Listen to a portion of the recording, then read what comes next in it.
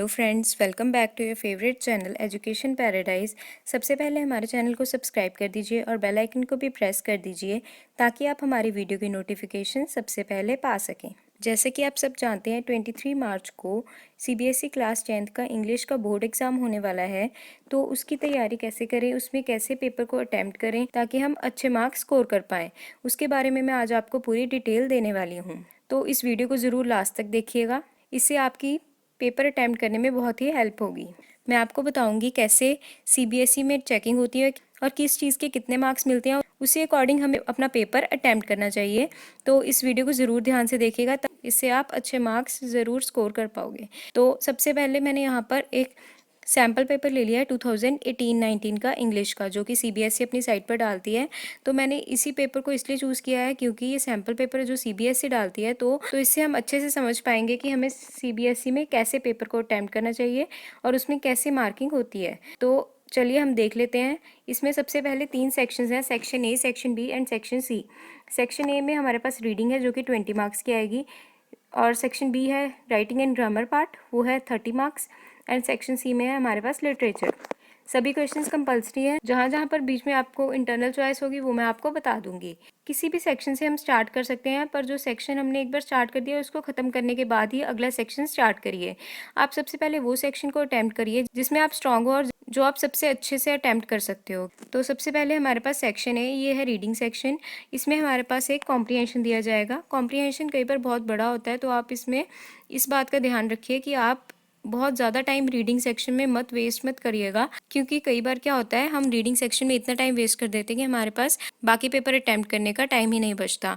तो इसमें इस बात का ज़रूर ध्यान रखिए कि आप बहुत ज़्यादा टाइम रीडिंग सेक्शन में मत लगाइएगा। आप टाइम को मैनेज करिए, उस अकॉर्डिंग ही रीडिंग सेक्शन को अटैम्प्ट करिए। सबसे पहले इस कॉम्प्रिहेंशन को अच्छे से पढ़िए, इसको हिंदी में समझिए और इसके बारे में एक आइडिया अपने दिमाग में बना लीजिए कि ये पैराग्राफ है किसके बारे में और इसमें क्या क्या मेन इंपॉर्टेंट पॉइंट्स बताए गए हैं।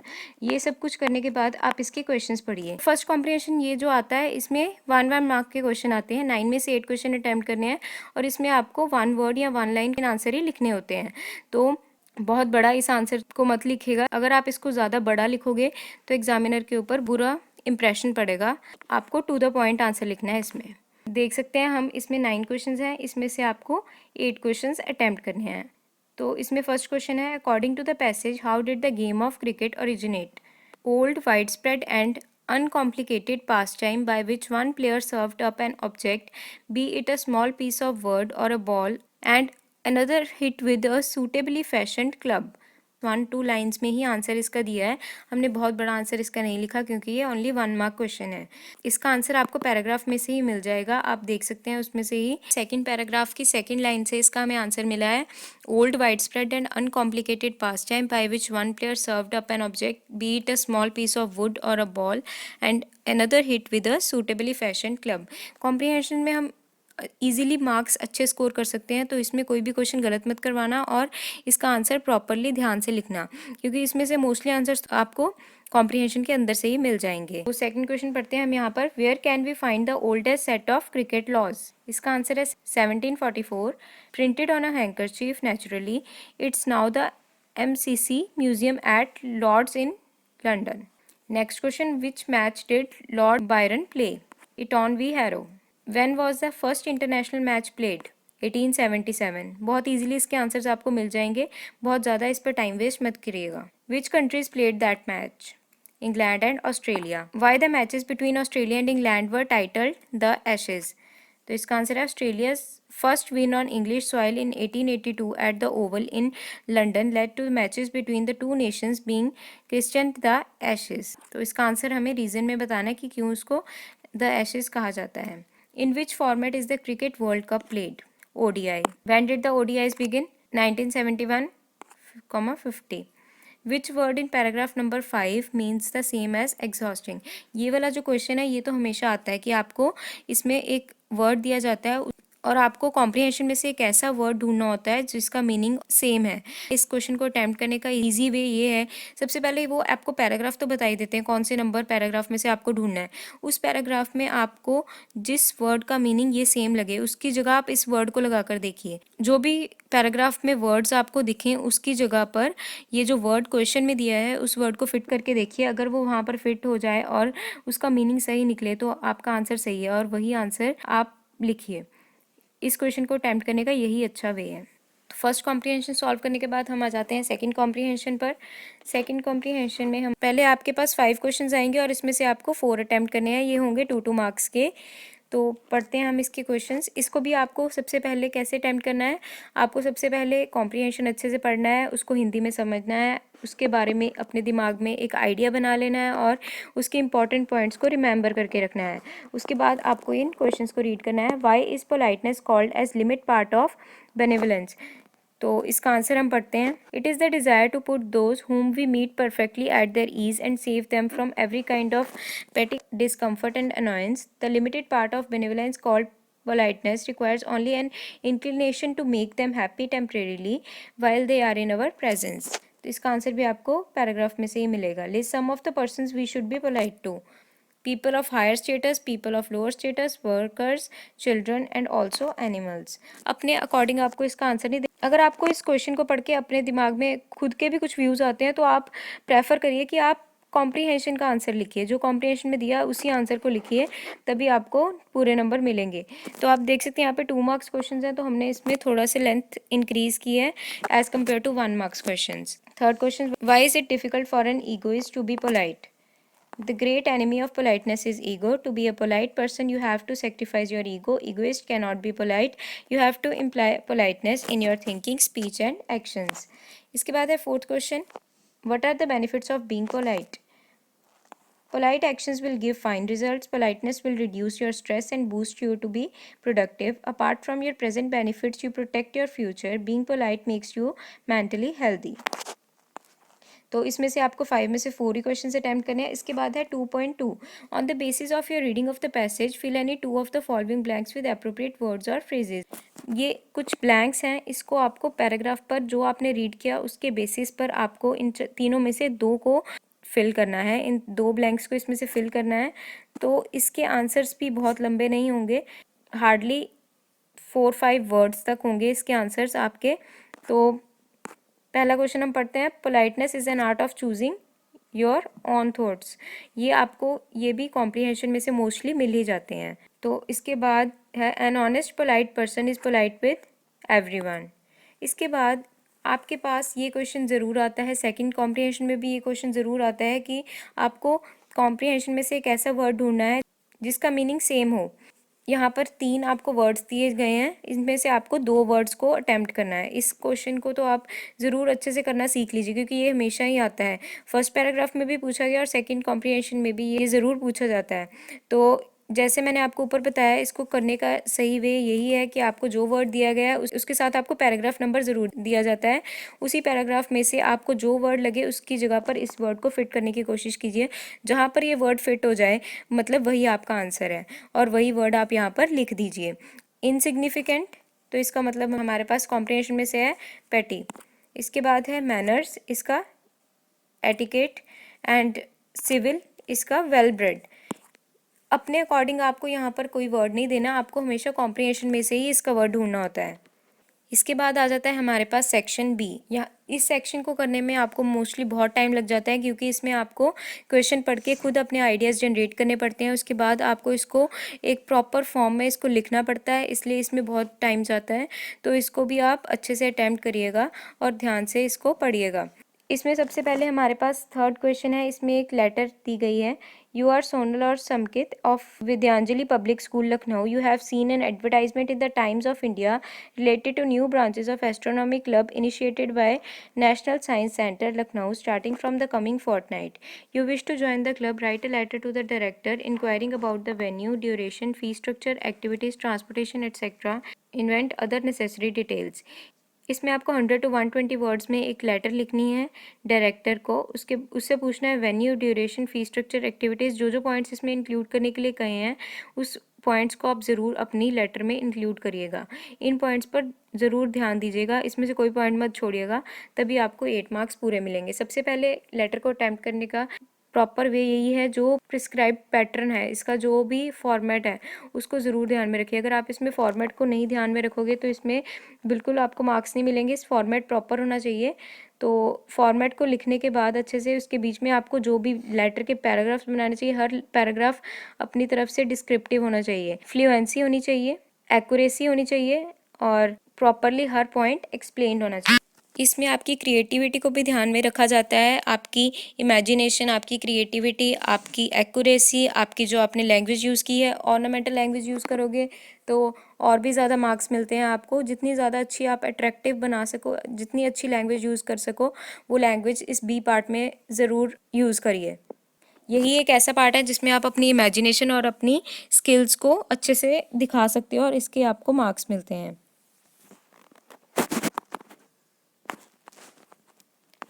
और इसके ही आपको मार्क्स मिलते हैं। तो थर्ड क्वेश्चन में हम देख लेते हैं इसकी चेकिंग कैसे होती है। जो फॉर्मेट है वो 1 मार्क का आता है। फॉर्मेट के आपको 1 मार्क दिए जाते हैं। अगर आप अकेला फॉर्मेट बनाकर आते हो तो आपको मार्क्स नहीं देते वो। वैसे अगर आपने फॉर्मेट नहीं बनाया तो आपके मार्क्स डिडक्ट ज़रूर होते हैं। फॉर्मेट में सेंडर का address, date, receiver address, subject ज़रूर देना होता है, सैल्यूटेशन, कॉम्प्लीमेंट्री, क्लोज, ये सब कुछ आपकी फॉर्मेट में इंक्लूडेड होना चाहिए। कई बार हम सब्जेक्ट लिखना भूल जाते हैं, वो मत भूलेगा, उसके भी मार्क्स कट जाते हैं। सब्जेक्ट ज़रूर लिख के आइएगा कि हमारे जो लेटर हम लिख रहे हैं उसका पर्पस क्या है, वो क्यों लिख रहे हैं लेटर, वो एक सब्जेक्ट में एक लाइन में ही आपको लिखनी होती है। तो इसके बाद हमारे जो कंटेंट है उसके हमें मिलते हैं 4 marks, accuracy 1.5 marks and fluency 1.5 marks. इन चारों चीज़ों को ध्यान में रखते हुए आपको लेटर लिखनी है। Format, content, accuracy and fluency, इन चारों चीज़ों को ध्यान में रखते हुए लेटर लिखोगे तो आपको पूरे मार्क्स मिलेंगे। आपके पास इसमें 2 चॉइस भी आई हुई है, तो आपको जो भी अच्छी लगे लेटर, जो भी आपको अच्छे से समझ आए, उस लेटर को अटैम्प्ट करिए। और लेटर को अटैम्प्ट करने से पहले अपने दिमाग में एक आइडियाज़ बना लीजिए कि आप लेटर में क्या क्या लिखने वाले हो, और उन्हीं आइडियाज़ को बाद में अच्छे से डेवलप कीजिए। आप सीधा कुछ सोचे बिना लेटर लिखना शुरू कर दोगे तो आपके पॉइंट्स अच्छे से नहीं आते हैं और आप अच्छे से लेटर नहीं लिख पाओगे। इसलिए जो भी आप लिखना चाहते हो उसको पहले ही दिमाग में रख लीजिए और बाद में उसको सारे एक्सप्लेन करिए पॉइंट्स। है fourth question, right a short story in about 200 to 250 words in set of cues given in the boxes below. Give a suitable title to your story. तो स्टोरी में यहाँ पर हमें 2 क्यूज दिए गए हैं। इन दोनों में से आपको जो भी समझ लगे उस पर आपको एक स्टोरी लिखनी है। स्टोरी में सबसे पहले हमारे पास दिया गया, Jasmine, Ali and 2 other friends decided to go on a picnic to a beach. They packed their bags and were quite excited. They reached the picnic spot and came across a small child who was crying. ये आपको starting the गई है, कुछ queues दिए गए हैं, इसके basis पर ही आपको अपनी स्टोरी आगे डेवलप करनी है। इसमें सबसे इम्पॉर्टेंट चीज़ होती है आपकी इमेजिनेशन। आपको स्टोरी को इंटरेस्टिंग बनाना है ताकि चेकर है वो आगे आपकी स्टोरी पढ़े और उसका इंटरेस्ट बना रहे आपकी स्टोरी में, उसको क्यूरियस बनाना चाहिए और बहुत ही अच्छी स्टोरी लिखनी है आपको। इसमें अपनी स्टोरी में टर्निंग पॉइंट्स दीजिए और ऐसी स्टोरी बनाइए ताकि क्यूरियोसिटी इंक्रीज़ हो। तो इस स्टोरी में मार्किंग कैसे होती है, इसका जो टाइटल है, इसका आपको टाइटल ज़रूर देना है। स्टोरी को लिखने से पहले उसका टाइटल देना मस्ट है। इसके बाद है कंटेंट, उसके हमें मिलते हैं 4 marks, accuracy 2.5 marks and fluency 2.5 marks. Total 10 marks की ये स्टोरी है। इसमें आपको 200 to 250 वर्ड्स तक लिखनी है स्टोरी। और इस स्टोरी में एक तो अच्छी लैंग्वेज यूज़ होनी चाहिए जैसे मैंने आपको पहले ही बताया, और इसमें इमेजिनेशन और जैसी स्टोरी आप सोचते हो कितनी अच्छी वो स्टोरी है उसके ऊपर आपके मार्क्स डिपेंड करते हैं। इसके बाद हमारे पास आ जाता है 5th क्वेश्चन, वो है ग्रामर पार्ट में से। इसमें आपको 5 में से 4 ब्लैंक्स अटैम्प्ट करने हैं। ये है गैप फिलिंग्स। तो इसमें फर्स्ट है, sanitation and hygiene are also important blank the well being of society and biodiversity conservation. इसमें आपको 4 नीचे ऑप्शंस दिए जाते हैं हर एक में।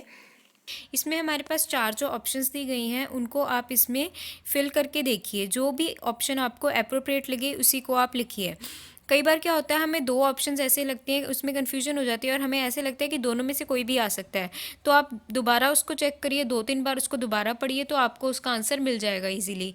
इस एक्सरसाइज को प्रिपेयर करने के लिए आप मोस्टली टेंसेस की प्रेपरेशन ज़रूर कर लीजिएगा, क्योंकि हम आगे देखेंगे तो इसमें मोस्टली टेंसेस पूछे गए हैं। अगर आपको टेंसेस नहीं आते होंगे तो आप इसका आंसर नहीं ईजिली दे पाओगे।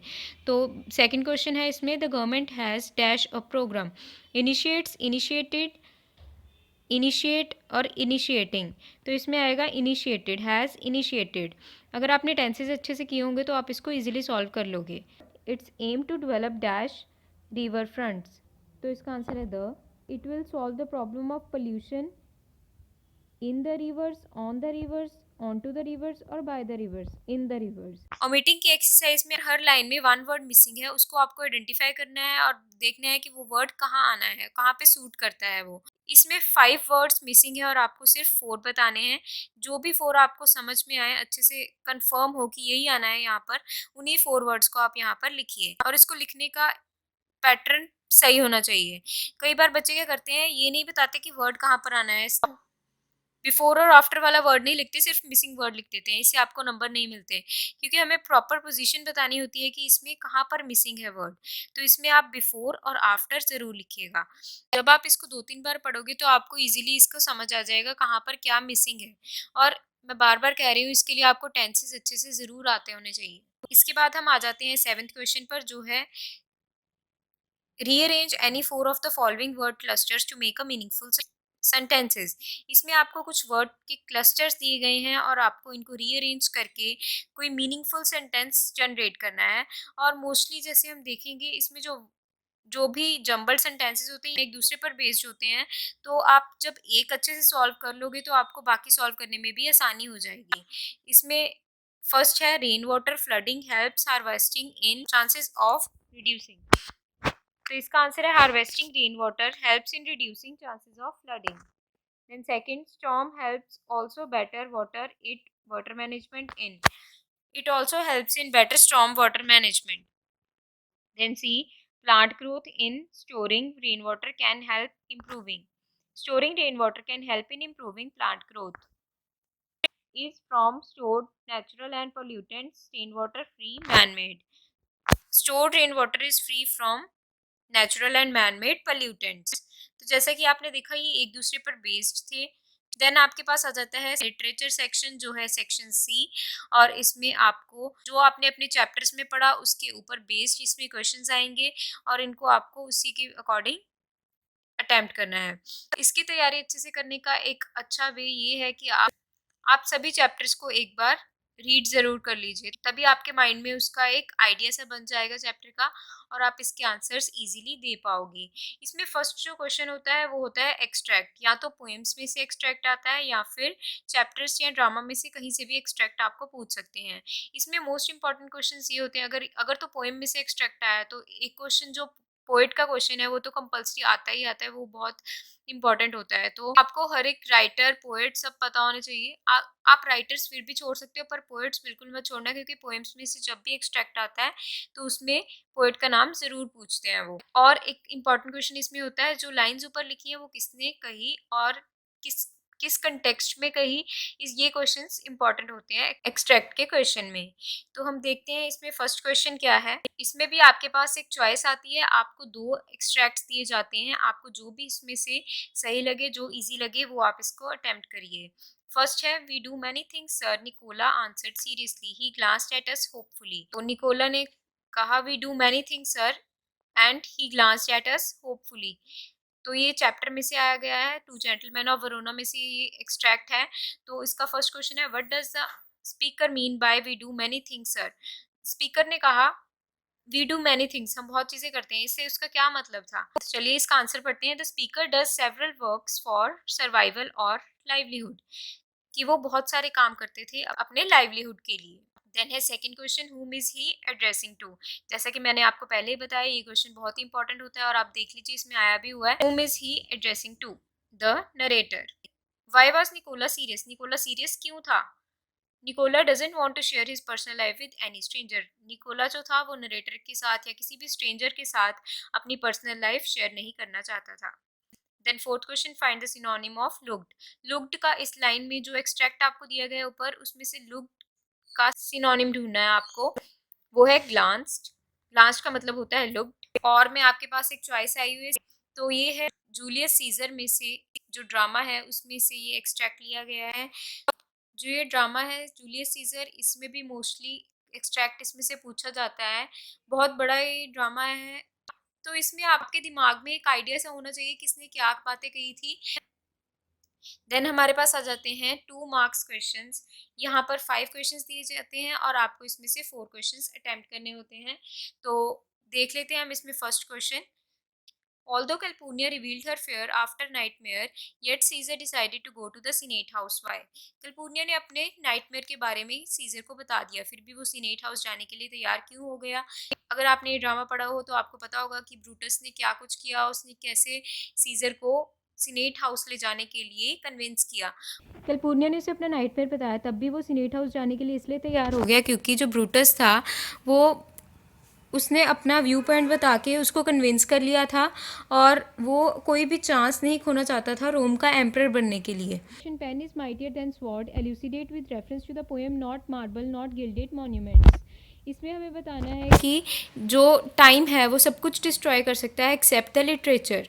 Time can destroy everything except the literature. Art and culture transcends time and remain relevant throughout the ages. Why was the writer inspiration bureau formed? ये है शेडी प्लॉट में से क्वेश्चन। इसमें आपको लिखना है writers inspiration bureau was formed by Helen and other ghost to help the writers by giving them plot to write stories. जो writers हैं उनको स्टोरीज लिखने के लिए, प्लॉट देने के लिए उन्होंने राइटर इंस्पिरेशन ब्यूरो बनाया था। They would inspire writers whose mind was soft enough to accept ideas. Then fourth, what message is conveyed to Vikram Seth through the poem the frog and the nightingale? General सा question है कि जो frog and the nightingale poem है इसमें क्या message convey किया गया है? इसमें ये मैसेज कन्वे किया गया है कि हमें हमेशा प्रैक्टिकल अप्रोच रखनी चाहिए। One should not be submissive, one should follow practical approach and not fall for flattery. Then 10th question, ये है लॉन्ग क्वेश्चन, ये भी चैप्टर्स के ऊपर बेस्ड है। इसमें भी चॉइस आती है, pride goes before a fall, justify the statement on the basis of chapter Mrs Packletide's tiger. और एक और चॉइस है ये, only the bearer knows where the shoes pinches, elucidate the statement with reference to the story the letter। तो इसमें 4 marks है content के लिए, 2 marks for fluency and 2 marks for grammatical accuracy. Fake pride ends up in misery, झूठा दिखावा होता है उसका हमेशा रिजल्ट दुख ही होता है और कुछ नहीं होता। यही इसमें एक्सप्लेन करना है और इसमें इंसिडेंट्स को एक्सप्लेन करना है। Vanity always leads to the downfall of a person, this statement truly fits on the character of Mrs Packletide. इसमें क्या इंक्लूड करना है? Women belonging to upper class of society try to show off, they become subjects of mockery and sometimes they need to pay handsome amount. Mrs Packletide want to overshadow Luna B. Burton so as to satisfy her vanity by killing a tiger. In the end, she had to face financial losses. She was blackmailed by Miss Mabin. इसके बाद आपके पास 11th question आता है novel का। इसमें 2 novels में से question आएंगे। आपने जो भी नॉवल प्रिपेयर की है उसके अंदर आपको 2 क्वेश्चन मिलेंगे और दोनों क्वेश्चंस में से आपको कोई एक क्वेश्चन अटैम्प्ट करना है। जैसे हम देखते हैं यहाँ पर स्टोरी ऑफ माई लाइफ, इसमें एक क्वेश्चन आया, the life of Helen Keller, Miss Annie Sullivan acts as an inspiration, justify with suitable instances from the text. हमें बताना है जो हेलन केलर की लाइफ थी उसमें मिस सुलिवन ने क्या रोल प्ले किया, कैसे वो उसके लिए इंस्पिरेशन बनी। इसमें बहुत सारे इंसिडेंट्स आपको इसके मिल जाएंगे क्योंकि पूरी जो स्टोरी है वो मिस सुलिवन और हेलन केलर के अराउंड रिवॉल्व करती है। एक और क्वेश्चन है, give a pen portrait of doctor Alexander Graham Bell. ये जो नॉवेल्स के क्वेश्चन होते हैं इसमें जो पेन पोर्ट्रेट है ये बहुत इंपॉर्टेंट होते हैं। आप जितने भी कैरेक्टर्स हैं नॉवल में सब इंपॉर्टेंट कैरेक्टर्स का जो पेन पोर्ट्रेट है उसको अच्छे से तैयार करके जाइएगा क्योंकि इनमें से एक क्वेश्चन तो आ ही जाता है। एक सेंट्रल थीम भी आपको इसमें पता होनी चाहिए। तो इसमें हमारे पास 5 मार्क्स है कंटेंट के लिए, 2.5 for fluency, 2.5 for grammatical accuracy. सभी इंसिडेंट्स को इस बीच में इंक्लूड करने की कोशिश करिए। आई होप मैंने जो आपको टिप्स एंड ट्रिक्स बताई ये आपको पेपर अटैम्प्ट करने में बहुत हेल्प करेगी और आप अच्छे मार्क्स स्कोर कर पाओगे। मेरी टिप्स को ज़रूर याद रखिएगा अपने पेपर को अटैम्प्ट करते time. Best of luck for your exam and thank you for watching.